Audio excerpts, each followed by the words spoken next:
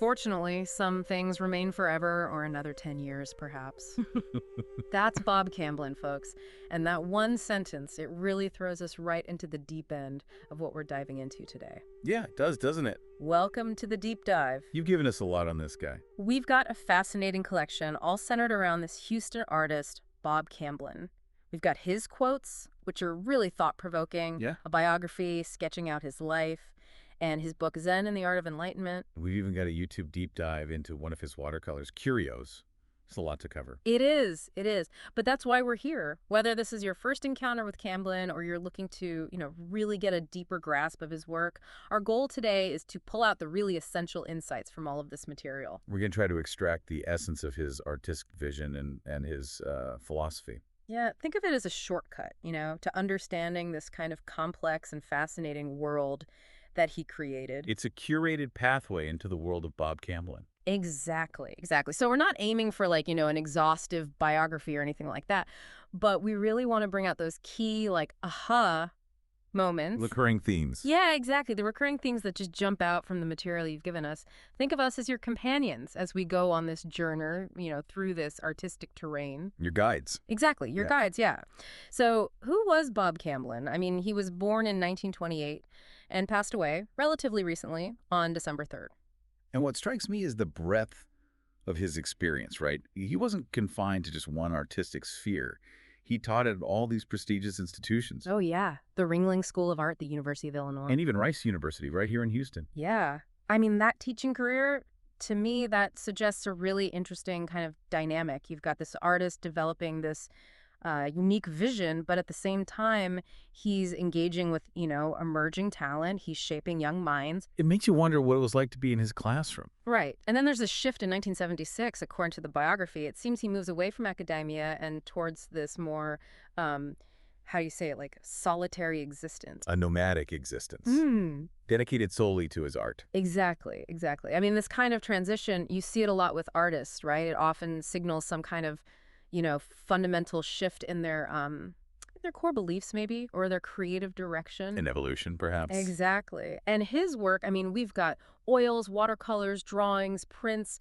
It seems like it stirred up, some strong reactions. Yeah, there was high demand for it. Oh, very much so. Very much so. His work was highly sought after.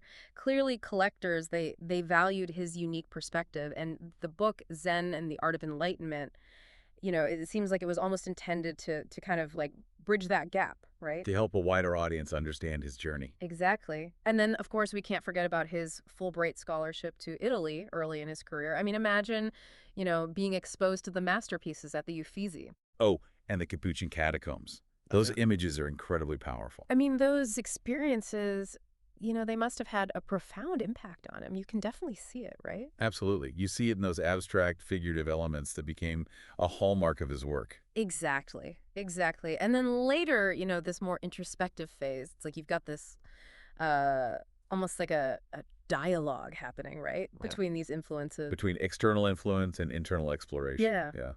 Okay, let's get into Camblin's own words. Yeah. The quotes. Let's do it. I mean, this collection of quotes, it's like, you stumble upon all these miniature philosophical paintings.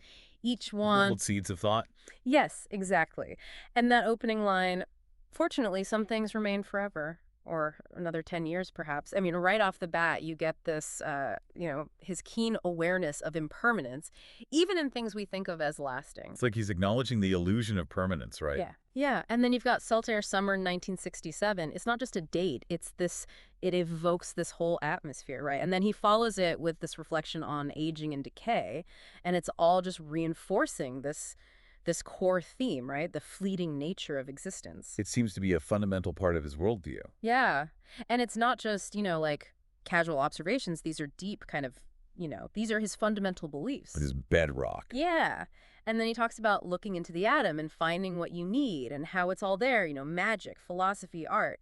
It suggests this really deep belief in a fundamental interconnectedness between things. He seems to be saying that all these different disciplines are all ultimately searching for the same truths. Yeah, exactly. And then he says he's going to stick with common sense, right? And aim for this, perfectly average view so he can witness miracles in both science and magic. He's hoping for a bright gray where those two converge. It's wonderfully paradoxical, isn't it? Oh. He's embracing this ambiguity. Instead of choosing sides, he's looking for the space where seemingly opposing forces can And coexist. enrich each other, yeah. And then he touches on intuition with that line, the sixth sense is to be without a doubt.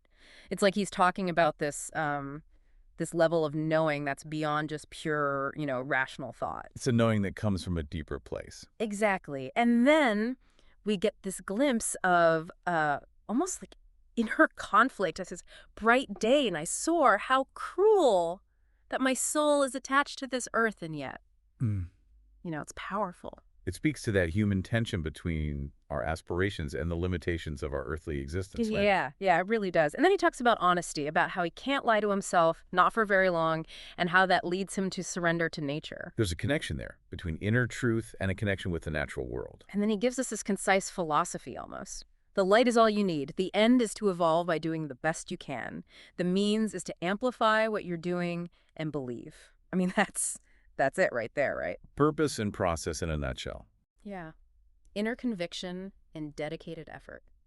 What strikes you about these early quotes? I mean, for me, it's this consistent thread of exploring fundamental human experiences, impermanence, connection, the interplay between our inner and outer worlds. And he does it all with this almost poetic sensibility. It's like reading haiku. Exactly. He's wrestling with these, huge ideas and these short, almost haiku-like statements. He talks about finding balance, being for and against, how the mind's constant fleeting thoughts can lead to stillness. And then he presents this stark contrast between thinking and acting. When you think, don't act. When you act, don't think. Yeah. It's almost like, what's the word? Like a piece of mindfulness advice. To be fully present in each moment. Yeah, exactly. And then you get this little snapshot of everyday life. We talked of changing the world. He listened, then took 21 cents from his coin purse to pay for his coffee and left. I mean, it's such a simple image, right? It's so evocative, though. It Mhm. really speaks to the disconnect between our grand ideas and the practicalities of daily life. And then he addresses nature, but in this charming, direct way. Well, that's enough about me, Mother Nature. Let's talk about you. What did you think of my last picture? It's kind of funny, right? It is, but it also reveals this deep humility and this sense of dialogue with the natural world. Yeah, and then he reflects on arguments and communication, how we can engage in all this debate or agree on things, but it doesn't necessarily mean we're really communicating. It's a crucial distinction, isn't it? Oh, absolutely. True connection, it requires something more, right? This openness, this receptivity. It goes beyond just an intellectual exchange of ideas. Yeah. And the theme of seeking, it pops up again and again. The gate stays open, the fence is broken. He keeps searching, but does not know the size of his quarry. Yet he has faith. He looks in all directions. If he could only see all around all at once. I mean, that captures, the human search for meaning. The feeling of being on a quest, but not always knowing exactly what you're looking for. Yeah.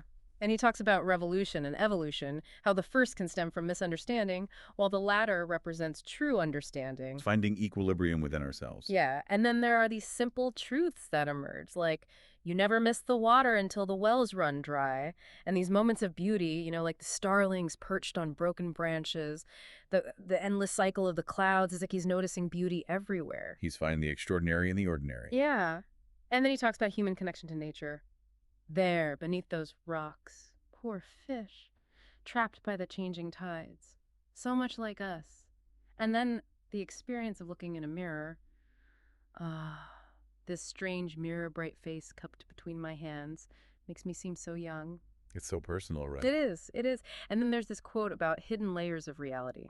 This egg in brown leaves has a great secret of mine, that nothing changes. It's interesting, considering his focus on impermanence. Yeah, it's almost like he's suggesting there's this underlying unchanging essence amidst all this change. It's a paradox. It is. And it's a paradox that's been explored by many philosophers and spiritual traditions. Yeah, and then he touches on the power of the mind, the way it can create these vivid images, the fleeting nature of memory. And he's almost skeptical of nostalgia. Nostalgia like guests and fish. After 3 days, it begins to stink. He doesn't shy away from making provocative statements. And then there's this really strong statement about the artist. The artist today is the only free agent. He is not committed except so much as he desires it. It's like this declaration of It's independence. a powerful assertion of artistic autonomy. Yeah, especially in a world where, artists can feel pressure from all sides. And then he talks about the subjective nature of belief and art, like religion, belief. If I believe it's art, then it is, and art is and it isn't. It's all about perspective, right? And the delicate balance between opposing forces. Resist and submit held in perfect balance. Yeah, and then this line about truth. When understood, all truth is funny. I mean, wow, that's really something. It suggests a detachment, a lightness, a perspective that allows us to see the humor even in the most profound truths. And he warns about the danger of being right and how believing and knowing are two different things entirely. And then he really gets into creativity. History is believable when it is creative, and we all are creative, but we lose our magic in understanding everything instead of knowing. It's like he's saying true knowing comes from experience, not just intellectual understanding. And direct engagement with the world. Yeah, exactly. And his artistic process, he frames it in terms of paradox. Draw, teach, search, reveal, always framed in paradox. And of course, he offers his critique of the art world. Oh, yeah. He doesn't hold back. He talks about the superficiality, the obsession with labels. And that line about the critic being a legless man who teaches running is so vivid. It's so Camblin, isn't it? It is. It really highlights his distrust of purely theoretical approaches to art. He really values that direct, intuitive engagement with the creative process. Over-detached intellectual analysis. Yeah. He emphasizes drawing as a nonverbal form of communication and talks about finding your own mystic switch, learning to not to look, but to see. It's about going beyond the surface, right? It's about cultivating a deeper perception. Yeah. And he values process over outcome, remember. Mhm. Process and awareness of it cannot be failure. It's the journey, not the destination. And he connects writing back to its pictorial origins, Yeah. right? And he encourages us to resist that kind of, rote learning. And to embrace failure. Yeah, to learn from our mistakes. Inner peace, he says, comes from overcoming those fears we impose on ourselves. And he sees reflections in mirrors and in others as opportunities for self-understanding. Again, we see these echoes of Eastern philosophy's mindfulness, interconnectedness. Yeah, and he really digs into different ways of seeing. He talks about this manipulative magic for power and contrasts it with real seeing, which he says can be deceptive in its own way. He's acknowledging the inherent subjectivity of our perceptions. Yeah, and he wrestles with the artist's role in this, consumer-driven culture, how novelty can overshadow genuine artistic exploration, and he cautions against over-intellectualizing art. He believes that explanation can diminish the power of art. Yeah, and he talks about the beautiful and often sad, complexities of communication, the way time passes, how artistic intentions can evolve, and the limitations of trying to transfer knowledge. There are some things that can't be taught, only experienced. Yeah. And then he uses this stark imagery, white crystals, white salt, white wing, white bones, to evoke the cyclical nature of life and death. It's a powerful image. It is. And then he says this, in making the best of it, one should remember, there are no mistakes. He really embraces the creative act. And he uses that analogy of the arguing fragments of a hologram Yeah. to illustrate the importance of perspective. Yeah, and cooperation. We all have our own little piece of the puzzle, Yeah. and it's only by working together that we can understand the bigger picture. A hologram, he calls it. Mm. A unified reality where shared understanding can lead to clarity. And he contemplates time, history, our place within it. It's like we exist in this multi-layered temporal reality. His views on time align with some pretty complex, nonlinear concepts of reality. Yeah, it's heady stuff. Right. And then he suggests, kind of playfully, that the purpose of existence is to dream of how it works and to bark and sing in harmony, each with our own limited instruments. I love that image. It speaks to both our individual uniqueness and our interconnectedness. Yeah, and he contrasts the hawk's way of seeing, this expansive vision with the snake's patient stillness, and he touches on the idea of return. Of cycles. Yeah, cycles of existence, the meaning of honor, and different kinds of burdens. Some crutches are wooden, some are gold. He talks about finding freedom and then these final metaphors. The phoenix trapped in the shell, the meaning found in the act of living, even when truth seems empty. And this image of cosmic time folding back on itself is really poetic. It is. And by providing a specific date and location for one, quote, 1966 Salt Lake City, he grounds these abstract ideas in a specific time and place. It's like a little anchor, right? Yeah, it is. And these quotes, spanning roughly from 1966 to 1974, they give us this incredible glimpse into his evolving thoughts, during this really crucial period of his artistic development. They really do. Okay, let's shift gears a bit. Let's talk about Curios, that watercolor. I mean, that YouTube video really brings it to life. It does, doesn't it? It's like Huh. stepping into a different world. It depicts this display case, and it's just crammed with all these strange objects. Skulls, masks, these unidentifiable figurines. It's a classic cabinet of curiosities. And the colors are so interesting, all these muted earth tones. And then the word Curios itself, it pops out in red. Yeah, it does. And the video presents this really insightful Zen interpretation. It's about how this cluttered collection is a metaphor for the cluttered mind. All those attachments, desires, and mental distractions, it's like each object represents a thought or a memory or even a possession, and they're all taking up space in our minds. Preventing us from experiencing clarity. Exactly, exactly. And then it connects to the I Ching's hexagram 41 decrease, this idea of reducing excess to achieve balance. Subtraction as a path to growth. Yeah, and the Tao Te Ching, it also talks about this contentment arising from simplicity. So the artwork, it's almost like a critique, right, of this human tendency to hoard and complicate things. This is visual representation of what we often do internally. And the video also introduces what it calls a DST interpretation. It's likely referencing the Tao Te Ching, Sadhguru, and Teal Swan. It's a more contemporary spiritual perspective. Yeah, and it emphasizes this idea of returning to the uncarved block, that state of pure potential, and the importance of mindfulness. Secular spirituality. Yeah, and confronting that inner clutter, it's like the cabinet becomes a projection, right, of our inner selves, all that baggage we carry around. Makes you consider your own attachments, doesn't it? Absolutely. Curious, it's not just a pretty picture, it's a mirror reflecting back at us. And a challenge. Yeah, a challenge to examine what's really important. So, in a way, Curios acts like a visual a puzzle that prompts introspection. It does. Okay.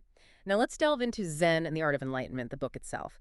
It's described as this really interesting dialogue between art and philosophy, finding the profound in the ordinary through Camblin's drawings. Yeah, it's like he elevates these everyday objects to the level of symbols. Yeah, exactly. Like the figure four trap symbolizing entanglement, a tattooed arm hinting at, hidden histories, and a frog embodying this effortless wisdom. It's really fascinating. And it's important to understand, his drawings aren't just representational. They're described as paradoxes made visible. Yeah, like visual blueprints for ideas, right? Exactly. And the review breaks down the book's themes into these three categories: illusions, traps, and stillness. Illusions like vanishing acts or sleight of hand, they make us question what's real, Our perceptions of reality. Yeah, and traps, whether it's fear or time, they tell these silent stories. And stillness, it explores the idea of finding peace versus this endless wandering. And the book, it doesn't offer definitive answers. It's more about questions. Like Zen koans, right? Yeah, exactly. It's about provoking thought. In the foreword, it gives some great context. It talks about art history and the principles of Zen and the I Ching, intuition, interconnectedness, change. It explains how Camblin blends these abstract forms with symbolic content. To encourage deep contemplation. Yeah, and art in this context becomes this portal to heightened awareness, Yeah. right? And looking at art becomes this dialogue. An ekphrastic dialogue that Yeah. leads to introspection. Exactly, exactly. And the cyclical nature of our inner landscapes and the acceptance of change, those are presented as fundamental themes. It all ties back to those key ideas we saw in the quotes. Impermanence and interconnectedness. Exactly. It's all connected. And the foreword really emphasizes, how we have to participate in creating meaning. It's not just about passively observing. The book wants to awaken our intuition and lead to psychological and spiritual growth. It's about self-discovery through art. Yeah. And we have some other interesting details about Camblin's artistic journey. We learn about his early interest in drawing and how he was influenced by haiku and haiga. That Japanese art form that blends poetry and visual art. Yeah. It focuses on capturing these simple but profound moments. And his teaching, it seems like it wasn't always conventional. And he was a real collaborator, part of B&E Productions with Earl Staley and Joe Tate. And he explored the concept of anonymous artists. It's fascinating, isn't it? It is. It suggests this willingness to to kind of let go of the ego, maybe, and focus on the art itself. The collective creative energy. Exactly. And then there's his Muses Volantes style, which used dots and dashes to create these optical illusions. It shows his interest in perception, how we see things. It really emphasizes the viewer's role in constructing the image. Yeah. And Camblin believed that his art spoke directly to the soul. Evoking emotion without needing interpretation. Yeah. And critics, they observed his evolution over time. From these intricate drawings to more organic forms, his fascination with the cycles of life. Texas Overview, it highlighted his innovative approach to combining drawing and watercolor. It's clear he was constantly experimenting, exploring different styles. And he thought of his drawings as puzzles with hidden messages and traps to keep people engaged. He wanted to evoke these imaginative realities and challenge expectations. Like the surrealists or Goya. And the imagery he used, puppets, scarecrows, skulls, it all connects back to these themes of transformation and the cyclical nature of life. It's like he's visually exploring the themes that writers like Kazantzakis and Grass explored in their literature. Yeah, it is.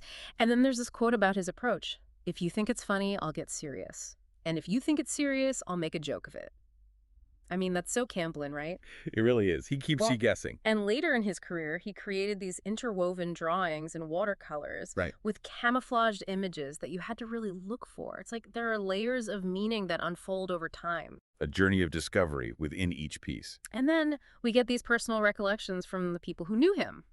Earl Staley, he talks about learning to draw and paint from Camblin, describing him as a great storyteller. It's always wonderful to get these personal glimpses into an artist's life. Yeah, and Penny Serling, she talks about his inquisitive nature and his love of collaboration. George O. Jackson Jr. viewed Camblin's art as this kind of portal and said Camblin strived for purity and excellence. It sounds like he was a very principled man. And Carolyn Farb, the art collector, she called him a free spirit and one of Houston's artistic masters.